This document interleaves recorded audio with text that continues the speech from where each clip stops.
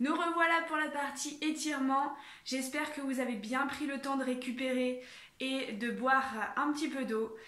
On y va, on commence par déjà placer une chaise à côté de nous, ça vous aidera à vous stabiliser et à vous asseoir pour certains étirements. On commence par la partie bas du ventre et abdos. Pour les épaules qui font mal, mains sur les hanches. Pour les épaules qui vont bien, on peut venir chercher vers le haut. On tire, on s'étire le plus haut possible. On inspire bien. Et quand vous soufflez, vous relâchez. Ok? Allez. Inspirez à fond, étirez-vous le plus haut possible. Et soufflez. Encore une fois. Et soufflez. Cette fois, on descendra sur le côté. On va chercher d'abord vers le haut. Inspirez bien et soufflez. Basculez sur le côté. Ça vient tirer sur le côté au niveau des côtes.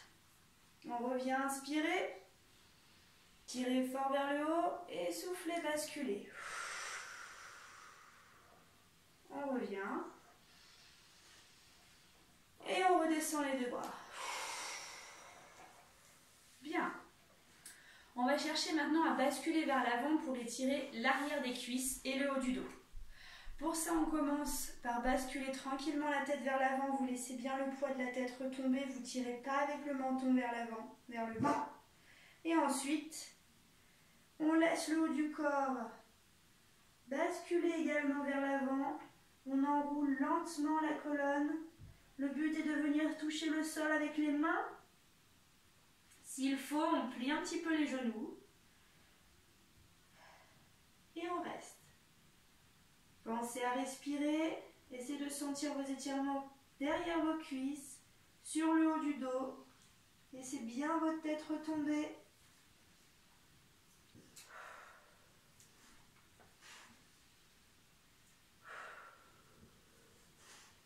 Et on se redresse à nouveau lentement. Allez, on déroule la colonne, vertèbre après vertèbre, puis la nuque et les cervicales. On va à nouveau basculer la tête en avant. Votre menton est proche de votre poitrine, de votre torse. Et ensuite, il va s'orienter vers l'une des deux aisselles. Donc la tête toujours penchée en avant.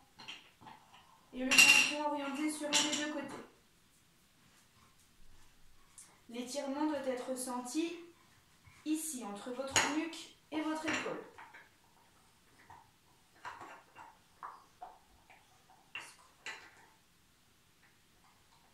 On revient dans l'axe. Et on oriente le menton de l'autre côté.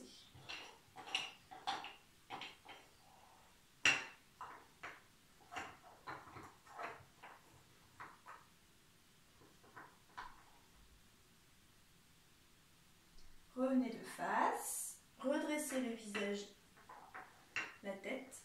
Et cette fois, juste on incline un tout petit peu. À nouveau, on utilise bien le poids de la tête. Ça vient tirer un peu plus sur le côté du cou. On revient. Et de l'autre. Vraiment tout doucement. Il ne faut pas que ça soit trop douloureux. Sinon, c'est que vous allez trop loin.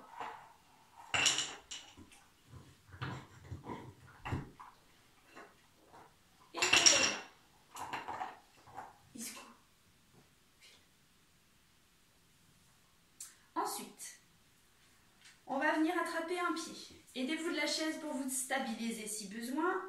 Placez bien le genou dans l'axe de la hanche. Les deux genoux côte à côte.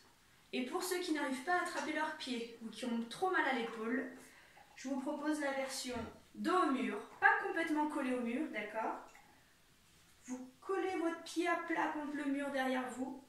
Vous basculez le bassin en avant, vous poussez votre corps en avant pour bien aligner genoux, hanches et épaules. Attention, donc c'est ce mouvement-là, hop, je viens pousser en avant et pas me cambrer avec les épaules et les omoplates qui touchent le mur, d'accord? Vous restez bien aligné, vous poussez avec le pied contre le mur et normalement c'est bon, vous devez sentir l'étirement.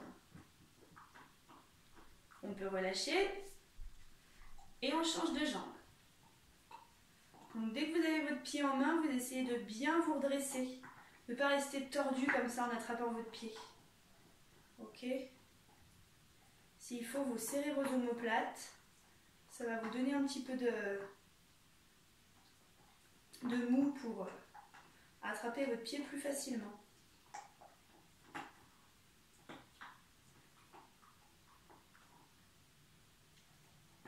Et on relâche.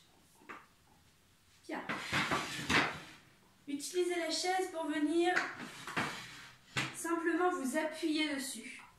Vous allez poser votre pied avant sur le talon, relever les pointes de pied, mettre le poids du corps sur la jambe arrière et la fléchir. On s'aide un petit peu de la chaise si besoin. On relève bien les orteils et normalement tout de suite vous sentez l'étirement derrière votre mollet. Enfin, au niveau du mollet, derrière la jambe.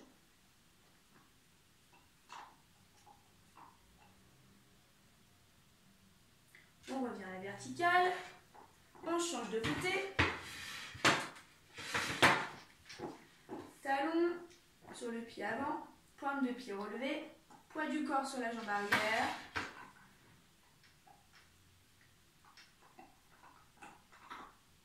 Donc on est d'accord, on a une petite flexion ici au niveau du bassin entre la cuisse et le buste. Ok. D'ailleurs, si vous ne sentez pas assez l'étirement de votre mollet, vous pouvez toujours essayer de redresser déjà un peu plus les orteils vers le haut et vous pencher un peu plus vers l'avant. De casser un peu plus le corps en deux. Et on revient. Bien, vous allez vous asseoir maintenant sur la chaise, on va tirer les fessiers. On va caler une jambe par-dessus l'autre. D'accord, ici au niveau de la cheville, ok, c'est l'extérieur de la cheville qui est posé sur votre cuisse. Vous allez, avec la jambe du sol, monter sur la pointe, ça va rehausser un petit peu cette jambe-là. Et ensuite, vous penchez un tout petit peu en avant. Donc, rapprochez ici votre buste de votre jambe pliée. Et ça vient tirer sur le côté, là, au niveau de la fesse.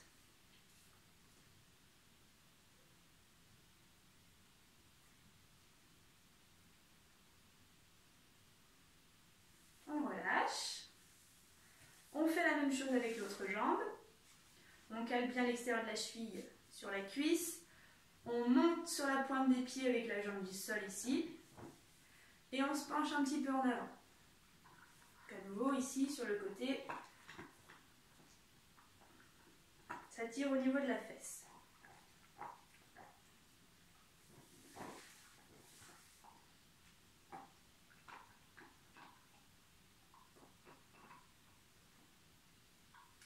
On relâche. Bien. Alors, on va venir maintenant tirer ici au niveau des adducteurs. Si besoin, vous pouvez quand même utiliser la chaise pour vous appuyer dessus, pour mettre un peu de poids dessus, surtout si vous avez des genoux qui font un peu mal. Moi, je la mets de côté, je vous montre sans, sinon vous n'allez pas voir. Vous gardez un pied ici dans l'axe de la hanche, le deuxième, vous tendez sur le côté, la jambe, et vous pliez celle-ci qui reste sous la hanche. Tout de suite, vous allez sentir l'étirement à l'intérieur de votre cuisse. Ok ?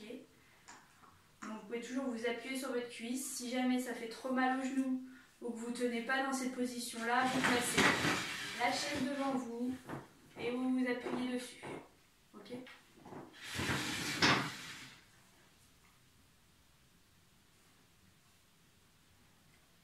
Bien, on revient. On fait la même chose avec l'autre jambe.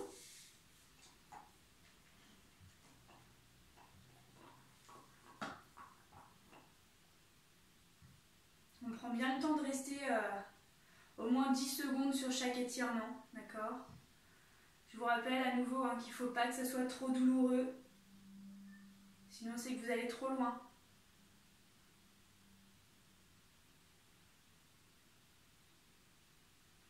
Et on revient. Allez, on termine par la partie épaules et bras. Vous allez placer une main au niveau de l'omoplate ou de l'épaule pour les moins souples. On essaie de monter le coude en direction du plafond. Et pour pouvoir sentir l'étirement un petit peu plus fort, on peut rajouter la traction vers l'arrière avec la deuxième main. Le but est de sentir l'étirement ici, derrière votre bras au niveau du triceps.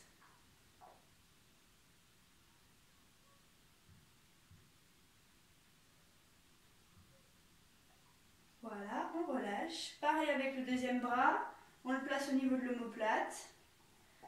On attrape le coude, on emmène vers l'arrière. Attention de ne pas tirer votre coude derrière votre tête, mais plutôt dans l'axe, sans aller chercher trop loin. La traction ne doit pas dépasser de 3 cm, d'accord? On ne se déboîte pas l'épaule. Et on relâche.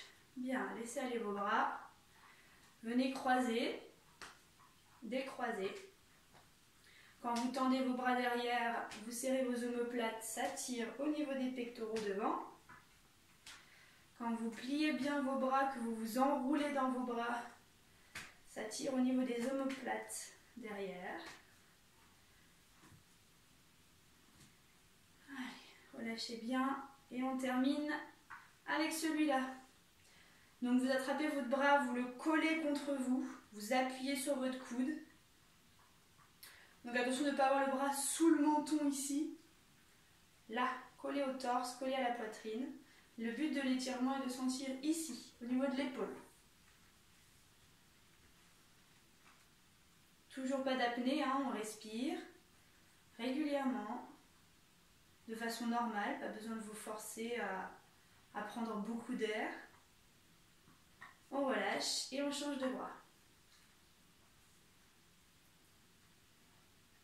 C'est une partie où on est censé aussi se détendre et relâcher les muscles. Donc plus vous êtes en apnée, plus vous vous crispez.